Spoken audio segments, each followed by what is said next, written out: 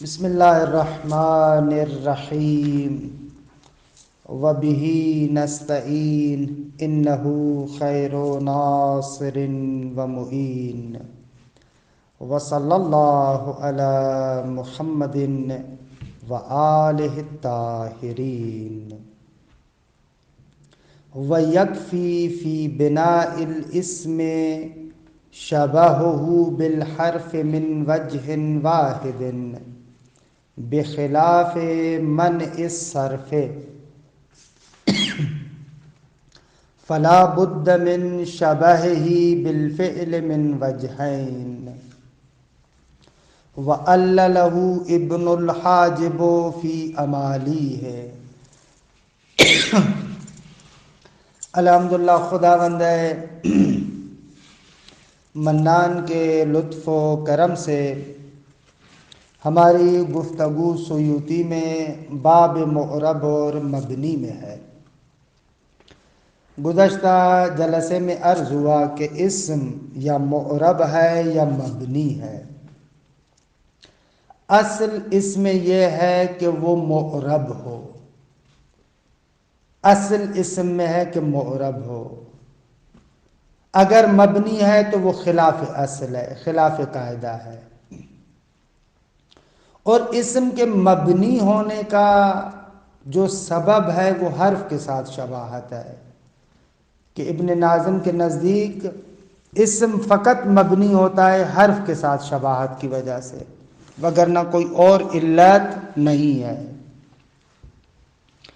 اچھا، یہ بھی عرض ہوا کہ وہ جو شباہت ہے وہ شباہت مدنی ہو، نہ کہ شباہت غیر مدنی۔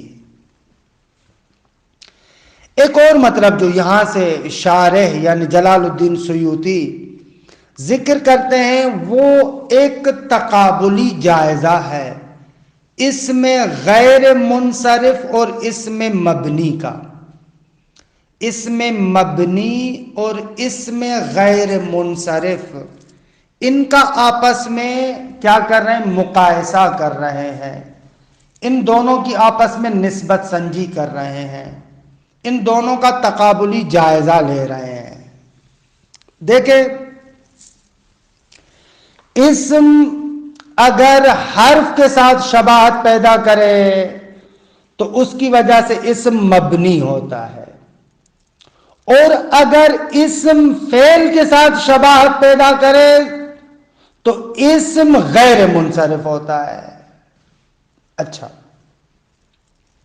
اگر اسم غیر منصرف ہوگا تو فعل کی طرح اس کے اندر دو خاصیتیں آ جائیں گی، نہ تنوین کو قبول کرے گا نہ کسرہ کو قبول کرے گا، کیونکہ فعل میں نہ کسرہ ہوتا ہے نہ تنوین ہوتی ہے۔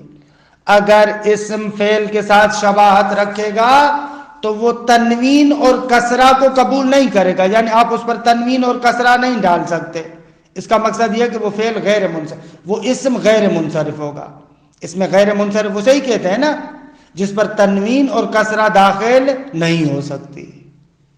خوب، پس اگر اسم حرف کے ساتھ شباہت رکھے تو مبنی ہو جائے گا، نتیجتاً اعراب اور تنوین تمکن اس پر نہیں آئے گی، اور اگر اسم فعل کے ساتھ شباہت رکھے تو اس پر تنوین اور کسرہ نہیں آئے گی، کیونکہ فعل پر یہ چیزیں نہیں آتی۔ ان دونوں کا ایک تقابلی جائزہ لیتے ہیں۔ کہتے ہیں کہ اسم اگر حرف کے ساتھ ایک جہت سے بھی شباہت رکھے نا اسم مبنی ہو جائے گا، لیکن اسم غیر منصرف ہونے کے لیے فعل سے کم از کم دو جہتوں میں شباہت رکھے۔ ایک جہت میں شباہت سے اسم فعل کی طرح نہیں ہوگا، یعنی غیر منصرف نہیں ہوگا، بلکہ غیر منصرف ہونے کے لیے کم از کم دو جہتوں میں شباہت ہونی چاہیے، اور حرف کے ساتھ مبنی ہونے کے لیے یعنی حرف کے ساتھ ایک ہی شباہت کافی ہے۔ اچھا، یہ کیوں بھیا؟ اگر حرف کے ساتھ ایک ہی جہت میں شباہت رکھے تو مبنی ہو جاتا ہے، لیکن فعل کے ساتھ کم از کم دو جہتوں میں شباہت ہو تب یہ غیر منصرف بنے گا. کیوں؟ اس کا سبب کیا ہے؟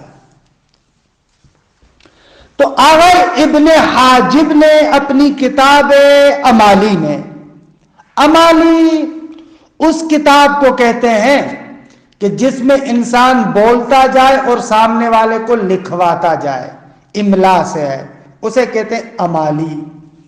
تو ابن حاجب نے اپنی امالی میں اس کا سبب ذکر کیا ہے کہ آخر کیوں ہے ایسے کہ مبنی ہونے کے لیے حرف کے ساتھ ایک جہت میں شباہت کافی ہے، لیکن غیر منصرف ہونے کے لیے فعل کے ساتھ دو جہتوں میں شباہت ہو. ایسے کیوں؟ اس کی علت بیان کی ہے آغا ابن حاجب نے. ابن حاجب کے بیان کو سمجھنے سے پہلے مقدمتاً یہ 2-3 باتیں غور سے سنیں تاکہ ابن حاجب کی عبارت صحیح طریقے سے سمجھ میں آئے. کیونکہ میں نے دیکھا ہے معمولاً یہاں پر بچے بیچارے پھنس جاتے ہیں کہ اچانک سے یہ معرب اور مبنی کے بعد یہ کیا شروع ہو گیا. تو اصل بات سمجھ میں آئی کہ مبنی اور غیر منصرف کا مقایسہ کر رہے ہیں. مبنی ہوتا ہے اسم حرف کے ساتھ شباہت کی وجہ سے، اور غیر منصرف ہوتا ہے فعل کے ساتھ شباہت کی وجہ سے. مبنی ہونے کے لیے ایک جہت میں شباہت حرف کے ساتھ کافی ہے، لیکن غیر منصرف ہونے کے لیے فعل کے ساتھ دو جہتوں میں شباہت ضروری ہے. یہ اصل مسئلہ ہے. تو پھر یہاں پر یہ مسئلہ اٹھا آخر کیوں؟ وہاں پر دو جہتوں میں شباہت چاہیے، وہاں پر ایک جہت میں شباہت، ایسے کیوں؟ تو اس مطلب کو دقیق طریقے سے سمجھنے کے لیے ہمارے بیان پر توجہ کریں. مقدمتاً دیکھیں آگا، اس میں کوئی شک نہیں ہے کہ اسم اور حرف ان دونوں کے درمیان بہت زیادہ فاصلہ ہے. کیوں؟ حرف بیچارہ نہ تو معنی مستقل رکھتا ہے، اور حرف نہ تو کلام میں مسند واقع ہوتا ہے نہ مسند الیہ، لہذا اسم سے بہت دور ہے. اسم اور حرف کا آپس میں فاصلہ بہت زیادہ ہے، مناسبت اتنی زیادہ نہیں ہے، کیونکہ اسم تو مسند الیہ ہوتا ہے، اسم معنی مستقل رکھتا ہے، لیکن حرف میں یہ دونوں خاصیتیں نہیں ہیں. بس حرف اسم سے زیادہ یعنی بہت زیادہ دور ہے. اس کی نسبت سے اسم اور فعل ان میں بھی فاصلہ ہے، لیکن اتنا فاصلہ نہیں ہے جتنا اسم اور حرف میں ہے، کیونکہ اسم اور فعل میں بہرحال مناسبتیں زیادہ ہیں. جس طریقے سے اسم معنی مستقل رکھتا ہے، فعل بھی معنی مستقل رکھتا ہے. اگر جس طریقے سے اسم مسند ہوتا ہے، فعل بھی مسند ہوتا ہے. درست ہے کہ فعل مسند الیہ نہیں ہوتا، اس اعتبار سے جدا ہے، لیکن اسم اور فعل کا فاصلہ کمتر ہے. لیکن اسم اور حرف کا آپس میں فاصلہ بہت زیادہ دور ہے، بہت زیادہ فاصلہ ہے. اچھا، اگر یہ مطلب سمجھ میں آ گیا، کیا ہے؟ اگر یہ مطلب سمجھ میں آ گیا تو اب آئے ذرا دیکھیں. ہم کہتے ہیں کہ حرف جو اسم سے بہت زیادہ دور ہے، اگر اسم اس حرف کے ساتھ شباہت پیدا کر لے، کیونکہ بہت زیادہ دور تھا پھر بھی اس کے ساتھ شباہت اس نے پیدا کر لی، تو یہ ایک ہی شباہت حرف کو کیا کرتی ہے؟ اسم کی خاصیتوں سے دور لے کر جاتی ہے. لیکن فعل کیونکہ اسم سے بہت زیادہ دور نہیں ہے، حالانکہ ایک جہت میں اگر شباہت ہوئی تو مثلا اسم اسمیت سے اتنا دور نہیں ہوتا، لیکن اگر دو جہتوں سے شباہت آئی تو بھلے اس صورت میں یہ اسم اس فعل والا رنگ اختیار کر لیتا ہے. مثال دوں اس کے لیے. ایک ہمارے دوست ہیں، انہوں نے سیوطی پر شرح بھی لکھی ہے، بہت اچھی شرح ہے فارسی زبان میں. انہوں نے خوبصورت مثال دی ہے اس مطلب کو سمجھانے کے لیے. مثلا آپ فرض کریں ایک عالم دین کا بیٹا، عالم دین، متقی، پرہیزگار، عارف انسان، عالم دین کا بیٹا کسی شرابی کے ساتھ مناسبت رکھتا ہے؟ نہ، شرابی کے ساتھ کوئی سنخیت اور کوئی مناسبت نہیں رکھتا. کہا ایک عالم دین اس کا بیٹا، اس کے گھر میں رہنے والا، کہاں ایک بندہ شرابی؟ اب اگر عالم دین کا بیٹا جو شرابی کے ساتھ کسی قسم کی سنخیت اور مناسبت نہیں رکھتا، اگر اس شرابی کے ساتھ اٹھنا بیٹھنا شروع کر دے، پہلی مرتبہ اس عالم دین اور عارف کے بیٹے کو اگر لوگ شرابیوں کے ساتھ دیکھے تو اس کو برا بھلا کہنا شروع کر دیں گے. اس عالم دین کے بیٹے کی آبرو چلی جائے گی. یار تمہیں حیا نہیں ہے، شرم نہیں ہے، عالم دین کے بیٹے ہو کر اتنے پست لوگوں کے ساتھ گھومتے ہو. یعنی ایک ہی مرتبہ اگر شرابیوں کی ٹولی میں اس عالم دین کے بیٹے کو دیکھا جائے تو لوگ اس کو بے آبرو سمجھیں گے. صحیح ہے، کیونکہ اصلاً ان دونوں میں کوئی مناسبت ہی نہیں ہے، سنخیت ہی نہیں ہے، بہت دور ہے ایک دوسرے سے. لیکن اسم اور فعل کا پتہ ہے کیسے رشتہ ہے؟ ایسے سمجھیں کہ ایک عالم دین کا بیٹا یعنی ایک بڑے امیر آدمی کے بیٹوں کے ساتھ گھومے، ہاں، پولدار اور امیر آدمیوں کے ساتھ.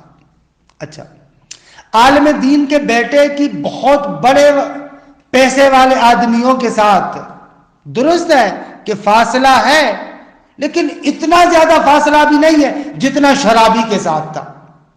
فاصلہ ہے لیکن اتنا زیادہ نہیں ہے جتنا شرابی کے ساتھ تھا. اچھا، اب اس پیسے والے بندے کے ساتھ اگر لوگوں نے ایک آدھ مرتبہ دیکھا تو لوگ اس کو برا بھلا نہیں کہیں گے، بھائی شاید کام ہو سکتا ہے کوئی کام وغیرہ ہو، لہذا لوگ اس کو بے آبرو نہیں سمجھیں گے. لیکن اگر یہی عالم دین کا بیٹا اس پیسے والے بندے کے ساتھ ہر ٹائم اٹھتا گھومتا ہے، متعدد بار اٹھتا گھومتا ہے، تو ظاہر سی بات ہے کہ اس کی آبرو بھی چلی جائے گی. درست ہے. یہ مثال خوبصورت دی ہے ہمارے اس برادر بزرگوار دوست نے. تو کہتے ہیں کہ اسم اور فعل آپس میں ایسے ہیں جیسے عالم دین کا بیٹا، مجتہد کا بیٹا اور پیسے والا انسان، کہ ان کے درمیان فاصلہ ہے لیکن کم فاصلہ ہے، زیادہ فاصلہ نہیں ہے. لیکن ایک مجتہد اور عالم کا بیٹا شرابی کے ساتھ بہت زیادہ فاصلہ رکھتا ہے. تو کیسے؟ جس کے ساتھ بہت زیادہ فاصلہ ہوتا ہے اس کے ساتھ ایک مرتبہ شباہت انسان کو پست بنا دیتی ہے، لیکن جس کے ساتھ زیادہ فاصلہ نہ ہو تو ایک شباہت انسان کو دور نہیں کرے گی، پست نہیں کرے گی، چند شباہت آ جائیں جو اس کو پست کریں. تو آغا ابن حاجب بھی ایسے ہی کہہ رہے ہیں.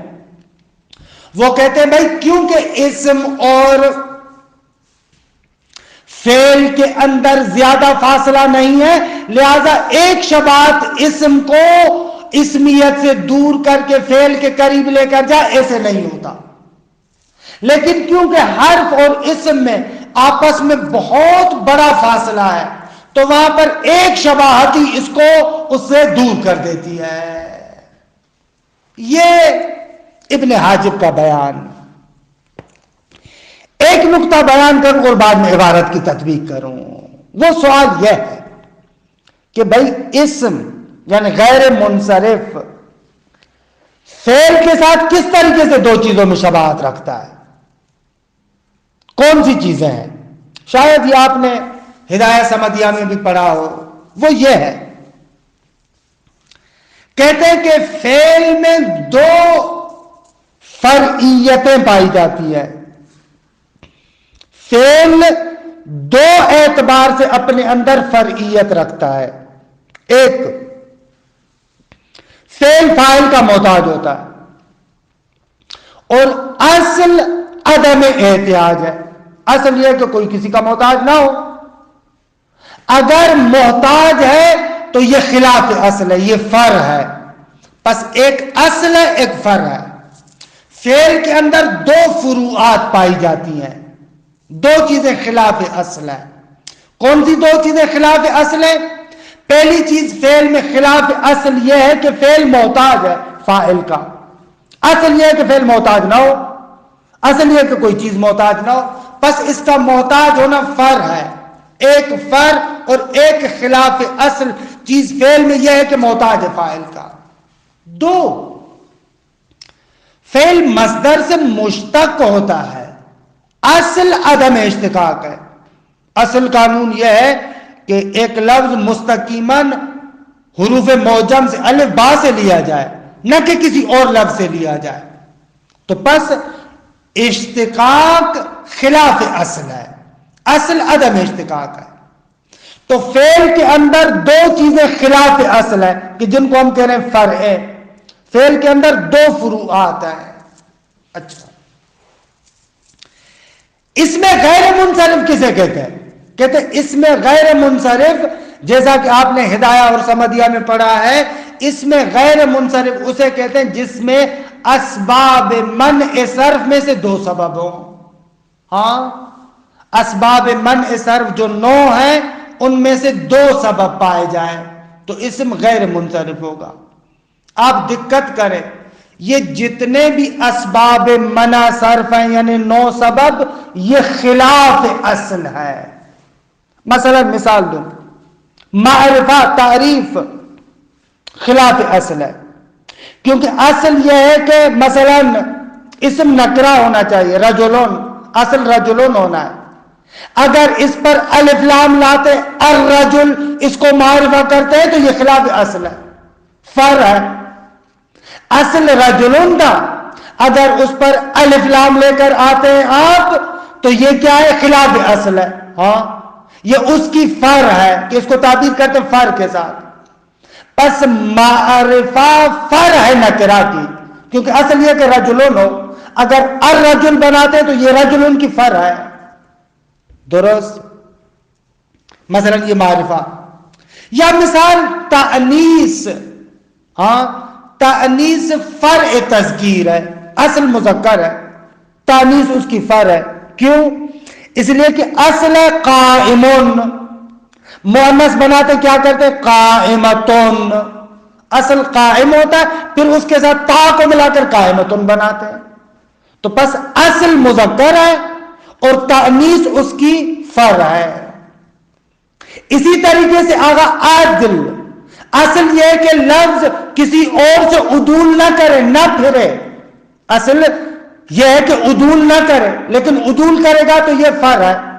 ہاں، اسی طریقے سے وصف فرع بر موصوف ہے، موصوف ہے تو فرع ہوگی، موصوف ہے تو وصف ہوگی۔ درست ہے؟ اسی طریقے سے اجماع، یعنی کلام عرب میں اصل یہ کہ کلام عرب ہو، غیر عرب کی بات نہ ہو، غیر عرب آتا یہ خلاف اصل ہے، یہ فرع ہے۔ پس اجماع ہونا بھی فرع ہے۔ درست ہے؟ اسی طریقے سے جمع، اصل یہ کہ وہ مفرد ہو، مسلم، اگر اس کو مسلمون جمع بناتے ہیں تو یہ فرع ہے، خلاف اصل ہے۔ اسی طریقے سے ترکیب، اصل یہ ہے کہ مرکب نہ ہو۔ درست ہے؟ مفرد ایک مرتبہ تثنیہ اور جمع کے مقابلے میں ہوتا ہے، ایک مرتبہ مفرد مرکب کے مقابلے میں ہوتا ہے۔ درست ہے؟ مرکب کے مقابلے میں مفرد۔ خوب، اسباب منع صرف میں سے ایک ترکیب ہے، اصل یہ ہے کہ مرکب نہ ہو۔ ہاں، پس ترکیب فرع ہے۔ اسی طریقے سے الف نون زائدتان، اصل یہ ہے کہ اضافی چیز نہ ہو، اضافی آ رہی تو وہ فرع ہے۔ اور اسی طریقے سے وزن فعل، بابا اسم میں اصل یہ ہے کہ اس کے اپنے اوزان ہو، نہ کہ دوسرے کے اوزان ہو، اگر وہاں پر فعل کا وزن آ جاتا ہے تو یہ خلاف اصل ہے۔ تو یہ جتنی بھی، یہ میں نے خلاصہ بیان کیا جامی کا، جامی نے اس طریقے سے توضیح دی ہے شرح جامی میں۔ تو یہ اسباب منع صرف میں سے جو 9 سبب ہیں، یہ 9 کے 9 سبب فروعات ہیں۔ اچھا، فعل کے اندر 2 فرعیں پائی جاتی ہیں۔ اب اگر کسی اسم میں 2 فرعیتیں پائی جائیں تو وہ فعل کی طرح ہو جاتا ہے۔ فعل کی طرح ہو جائے گا تو جیسے فعل تنوین کو قبول نہیں کرتا، کسرہ کو قبول نہیں کرتا، تو وہ اسم جو فعل کی طرح ہوا وہ بھی تنوین اور کسرہ کو قبول نہیں کرے گا، یعنی غیر منصرف بنے گا۔ یہ مطلب تھا یہ جو یہاں پر عبارت میں مصنف نے بیان کیا ہے۔ توجہ کیجئے گا، مطلب دقیق ہے اور تقریباً توضیحات بھی بندہ حقیر نے کامل طریقے سے آپ کی خدمت میں عرض کی ہیں۔ عبارت کو دیکھو. بس یہ جو عبارت کا ٹکڑا پڑھ رہے ہیں، بس اس عبارت کے ٹکڑے میں کیا بیان کرنا چاہتے ہیں؟ اسم کے مبنی ہونے اور غیر منصرف ہونے کا مقایسہ کر رہے ہیں. درست ہے. وَيَكْفِي فِي بِنَاءِ الْإِسْمِ شَبَهُهُ بِالْحَرْفِ مِنْ وَجْهٍ وَاحِدٍ. کہتے ہیں اسم کے مبنی ہونے میں کفایت کرتا ہے، کافی ہے. کیا کافی؟ شَبَهُهُ، یہ فاعل ہے یکفی کا. اسم کی شباہت رکھنا بالحرف، حرف کے ساتھ، من وجہ واحد، ایک ہی اعتبار سے، ایک ہی جہت اور اعتبار سے اسم اگر حرف کے ساتھ شباہت رکھے تو اسم کے مبنی ہونے کے لیے کافی ہے. بخلاف منع الصرف، برخلاف غیر منصرف کے، کہ غیر منصرف میں کیا ہوتا ہے؟ فلا بد من شبہہ بالفعل من وجہین. غیر منصرف میں، منع صرف میں ضروری ہے کہ اسم فعل کے ساتھ دو جہتوں میں شباہت رکھے. دو جہتوں میں شباہت رکھے گا تو غیر منصرف بنے گا، فعل کی طرح بنے گا. لیکن حرف میں ایسے نہیں ہے. کیوں؟ وَأَلَّلَهُ ابن الحاجب فی عمالی ہے.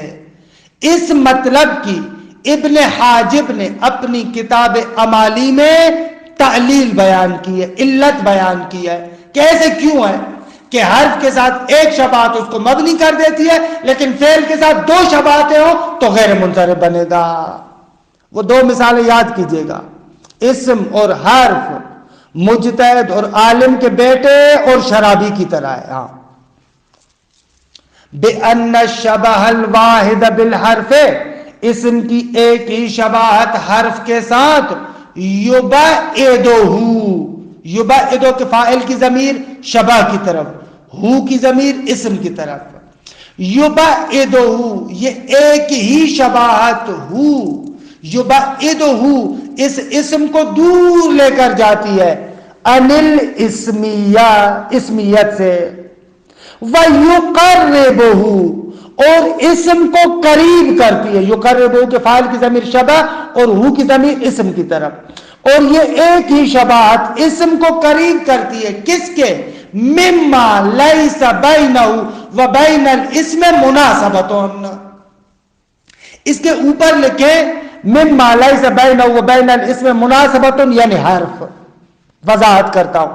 وَيُقَرِّبُهُ مِمَّا لَيْسَ بَيْنَهُ وَبَيْنَ الْإِسْمِ مُنَاسَبَةٌ إِلَّا فِي الْجِنْسِ الْأَعَمِّ. درست ہے؟ اس پورے کے اوپر لکھیں یعنی حرف.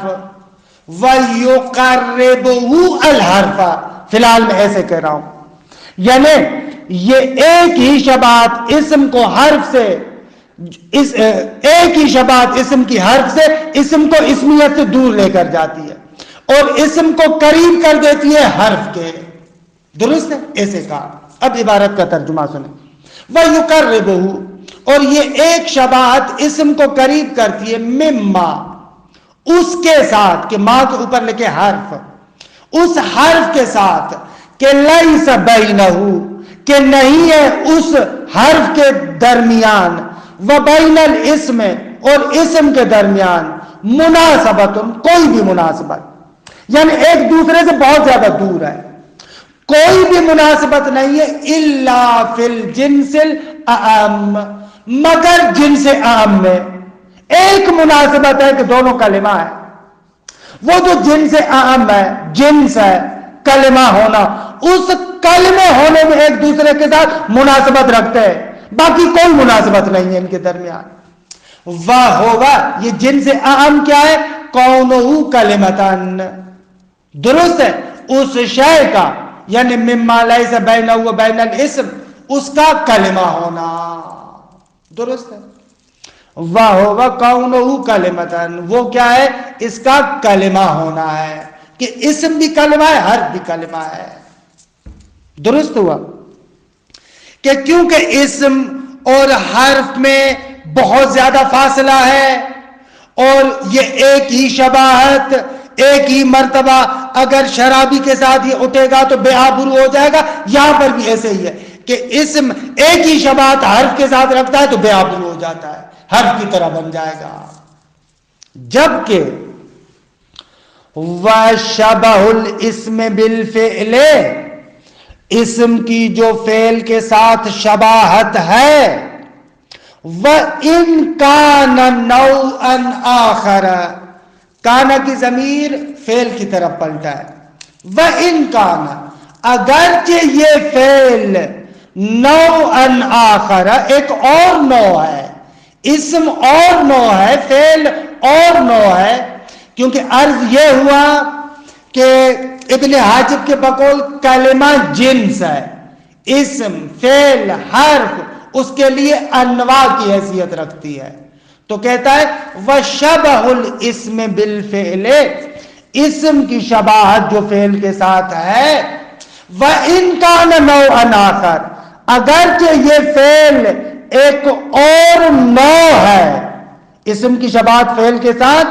ہے، مانتے ہیں، لیکن وَإِنْ كَانَ نَوْعًا آخر، اگرچہ وہ فعل ایک اور نوع ہے، اسم کی طرح نہیں ہے، لیکن إِلَّا أَنَّهُ لَيْسَ فِي الْبُعْدِ عَنِ الْإِسْمِ كَالْحَرْفِ، لیکن یہ اسم کی جو فعل کے ساتھ شباہت ہے اس طریقے سے نہیں ہے، الا انہ لیس فی البعد، مگر یہ کہ یہ فعل جو ہے وہ کیا ہے، الا انہ، مگر ان کے یہ فعل لیس فی البعد عن الاسم، اسم سے دوری میں حرف کی طرح نہیں ہے۔ روشن ہوا انشاءاللہ کہ دیکھیں مطلب روشن ہو گیا۔